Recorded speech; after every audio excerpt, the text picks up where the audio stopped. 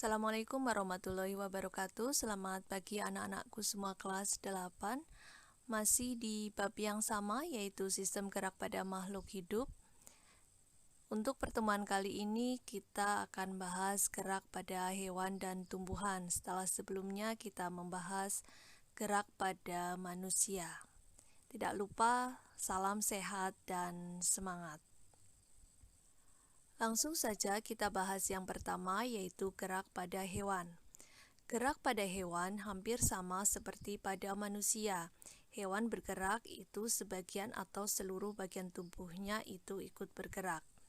Hal yang menyebabkan hewan itu bergerak antara lain yang pertama, dia melindungi diri dari musuh sehingga dia bergerak, kemudian dia bergerak mencari makan, ataupun dia bergerak karena bermigrasi. Kemudian bagaimanakah gerak hewan di darat, di udara, dan di air? Apakah sama? Kita akan bahas satu persatu. Untuk gerak hewan di darat, bergerak dengan tulang dan otot, sama seperti manusia. Namun demikian, struktur tulang dan otot hewan di darat tidak sama. Untuk hewan yang bergerak lebih cepat, maka struktur tulang dan otot hewan tersebut akan lebih kuat. Antara hewan vertebrata dan invertebrata juga terdapat perbedaan. Alat gerak pada hewan vertebrata menggunakan kaki, sayap, ataupun sirip.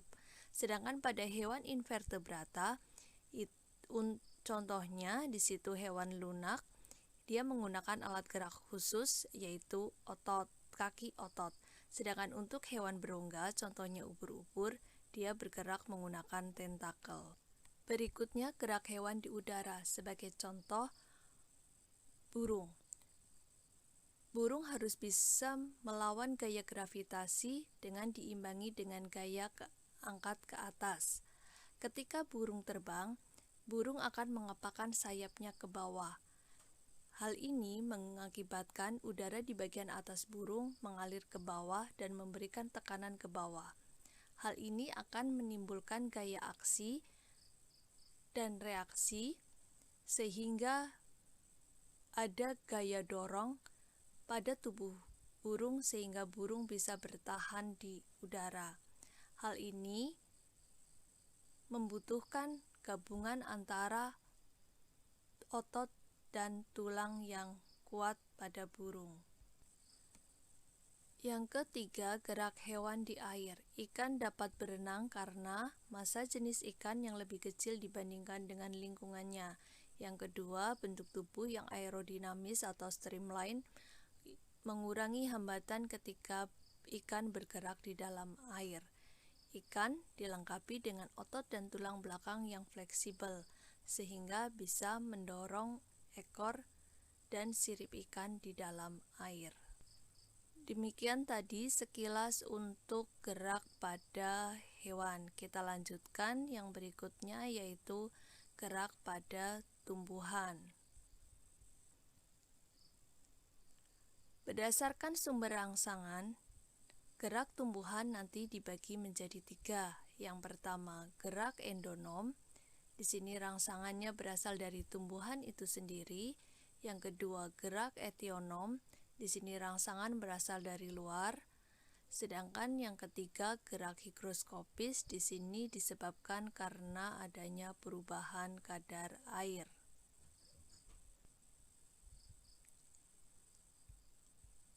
Kita bahas yang pertama, yaitu gerak endonom. Di sini tidak dipengaruhi oleh arah rangsangan.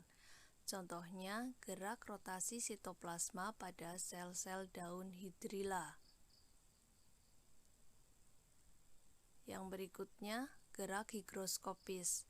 Contohnya di sini adalah pecahnya kulit buah pada polong-polongan yang sudah kering disebabkan karena berkurangnya kadar air. Contoh yang lain adalah membukanya kotak spora pada tumbuhan paku.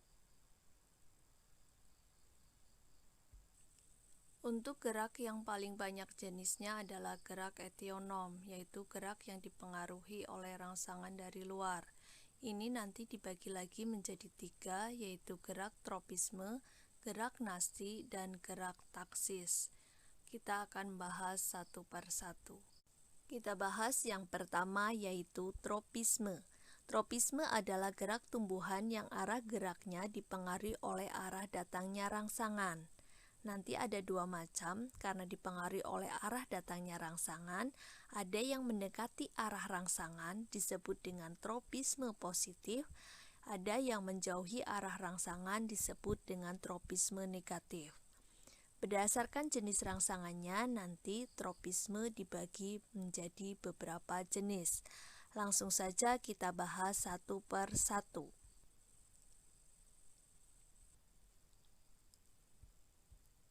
Yang pertama adalah fototropisme. Ini dipengaruhi oleh cahaya.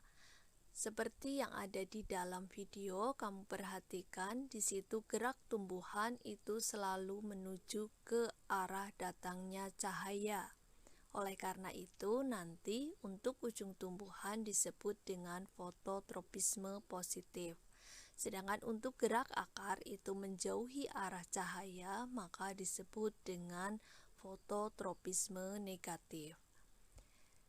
Yang berikutnya geotropisme. Ini dipengaruhi oleh arah rangsangan berupa gravitasi.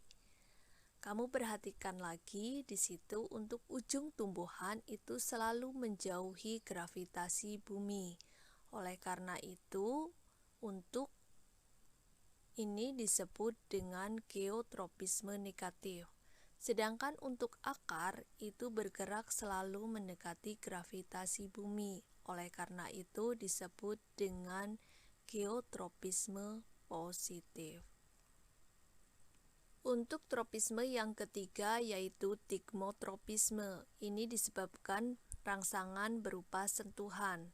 Contohnya pada tumbuhan anggur, mentimun, melon, ubi, dan lain-lain. Misalkan sirih juga. Di sini sulurnya akan membelit benda yang ada di dekatnya. Ini nanti disebut dengan tigmotropisme. Yang berikutnya yaitu kemotropisme. Ini disebabkan karena rangsangan berupa zat kimia. Contohnya di sini pada video adalah serbuk sari menuju ke bakal buah pada proses pembuahan. Contoh yang lain yaitu gerak akar selalu menuju ke pupuk. Tetapi jika ada racun, justru akar itu akan menjauhi racun. Gerak tropisme yang kelima yaitu hidrotropisme. Di sini berarti karena rangsangan berupa air. Contohnya gerak akar akan selalu menuju ke sumber air.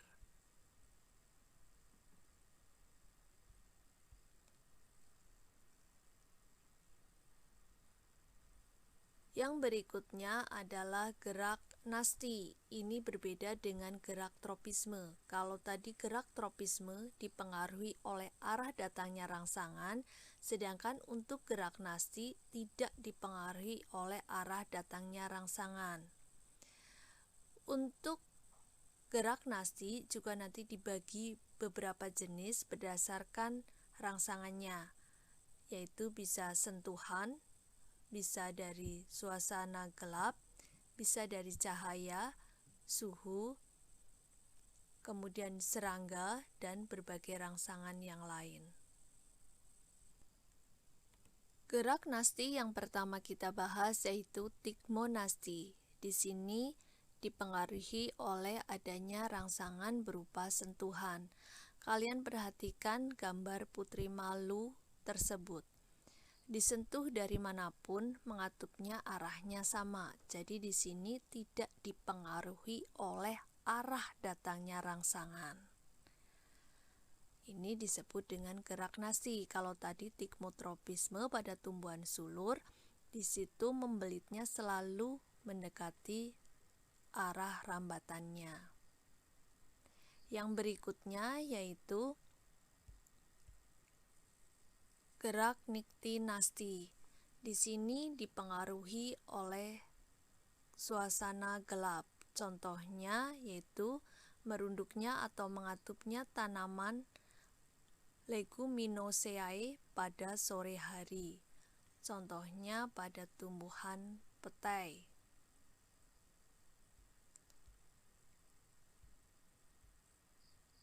Yang berikutnya fotonasti. Di sini berarti dipengaruhi oleh rangsangan berupa cahaya. Contohnya mekarnya bunga pukul 4 dan bunga pukul 9. Di sini karena pengaruh rangsangan berupa cahaya. Yang berikutnya termonasti.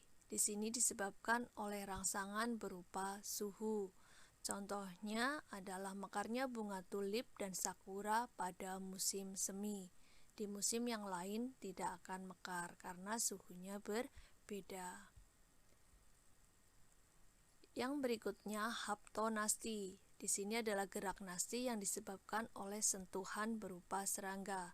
Contohnya kantong semar dan bunga Venus akan menutup jika ada serangga yang masuk, dan serangga ini nanti tidak bisa keluar sehingga akan mati dan membusuk, dan sari-sarinya akan digunakan oleh tumbuhan tersebut untuk kelangsungan hidupnya. Yang berikutnya nasti kompleks. Sesuai dengan namanya, kompleks di sini dipengaruhi oleh lebih dari satu rangsangan. Di sini contohnya membuka dan menutupnya stomata itu bisa dipengaruhi oleh cahaya, kimia, suhu, dan air. Kita lanjut gerak eksionom yang terakhir, yaitu gerak taksis. Berbeda dengan dua gerak sebelumnya, yaitu tropisme dan nasti. Kalau tropisme dan nasti itu tidak disertai oleh berpindahnya bagian tumbuhan itu. Tetapi kalau pada taksis di sini gerak seluruh tumbuhan akibat rangsangan dari luar. Kita langsung saja bahas satu persatu. Yang pertama yaitu fototaksis. Di sini dipengaruhi oleh rangsangan berupa cahaya. Sebagai contoh di gambar adalah gerak ganggang hijau ke tempat yang lebih terang. Di sini jadi dia itu bergerak seluruh bagian tubuhnya. Kemudian yang berikutnya yaitu kemotaksis. Di sini berarti karena pengaruh rangsangan berupa zat kimia. Contohnya sel gamet jantan pada tumbuhan paku maupun tumbuhan lumut itu akan bergerak menuju gamet betina. Di sini karena pengaruh rangsangan berupa zat kimia.